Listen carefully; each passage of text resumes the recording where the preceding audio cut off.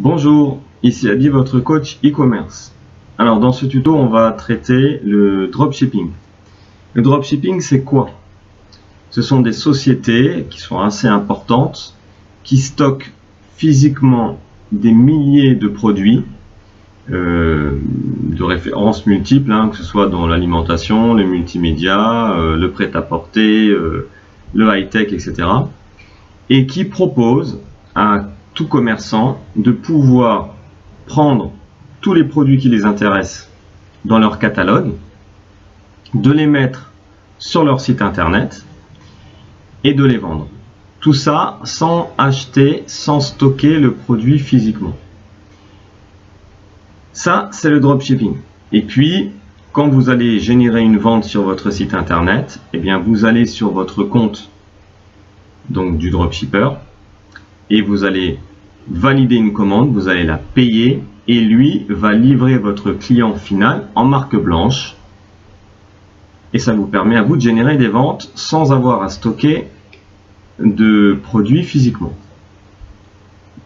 Alors, le problème du dropshipping, c'est que beaucoup de monde font un nouveau site avec les catalogues des dropshippers. Il n'y a pas beaucoup de dropshippers de toute façon, il n'y en a que 2 ou 3. Donc premier problème, vous êtes plein à avoir tous des sites internet qui ont tous le même catalogue, les mêmes produits, les mêmes tarifs, les mêmes photos, les mêmes descriptions. Deuxième problème, c'est que Google il n'aime pas ça parce qu'il voit 10 sites qui vendent les mêmes produits, les mêmes descriptions, les mêmes tarifs. Et Google applique ce qu'on appelle une pénalité de duplicate content.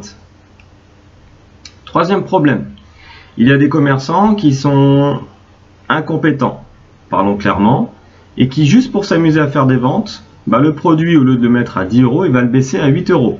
Donc vous n'allez jamais vendre le produit à 10 € puisque quelqu'un a fait moins cher que vous. Celui qui vend à 8 € va entraîner un autre commerçant à faire la même bêtise et l'autre va descendre jusqu'à 7 €. Au final, le prix du même produit que vous vendez se retrouve à 7 €, voire 6 €. Donc personne ne va acheter chez vous.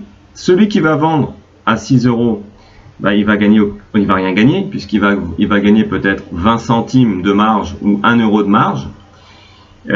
Donc au final, il plombe le marché, il draine une très mauvaise image sur la marque du produit au niveau d'internet et vous, il vous empêche de faire des ventes.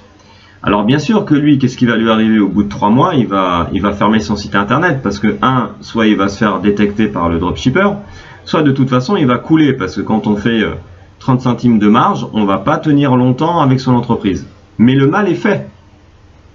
Alors clairement, le dropshipping pour lancer un site internet, ça ne sert à rien. C'est une très mauvaise idée. Par contre, le dropshipping, c'est bien lorsque vous avez déjà un site internet qui marche depuis des années, que vous êtes par exemple dans une thématique, on va parler de la périculture, admettons que vous êtes un site de périculture, donc vous vendez plein de produits pour les bébés et les enfants. Et puis, il y a plein d'autres produits que vous n'avez pas parce que vous n'avez soit pas la trésorerie pour acheter le stock, soit vous n'avez pas la place, la superficie pour stocker.